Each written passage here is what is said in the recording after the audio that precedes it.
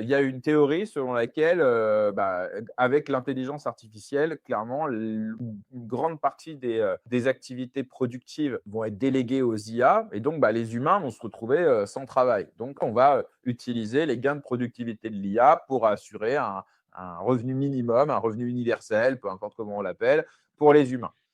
Et puis à côté de ça, d'autres disent qu'au contraire, l'IA va, comme toutes les révolutions industrielles, développer des nouveaux secteurs, développer ce qu'on appelle le secteur quaternaire, par exemple, où on aura toujours besoin d'humains, mais pour des activités peut-être plus finales. En gros, toute la partie process, activité, ce sera fait par les IA. Par contre, à la fin, pour la relation interpersonnelle, etc., on aura besoin d'humains. Donc, ça va créer peut-être des nouveaux métiers, des nouveaux secteurs, etc.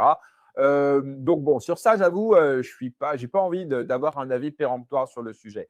En revanche, dire que les libéraux disent les revenus universels, ça peut être une bonne chose, je pense que ça peut être une chose peut-être moins pire. C'est vrai qu'entre un système kafkaïen avec 2000 aides différentes, absolument opaques, insupportables, souvent inégalitaires, etc., entre ça et une aide, oui, sans doute qu'un libéral va dire oui, parce que ça va évidemment coûter moins cher, ce sera plus de trucs. Mais un libéral ne peut pas se satisfaire que l'État soit finalement prodigue le moyen de subsistance des individus. C'est pas possible parce qu'il ne faut pas oublier que si l'État te paye à manger, il peut aussi arrêter de te payer. Donc, il exerce sur toi un contrôle qui est de toute façon beaucoup trop important.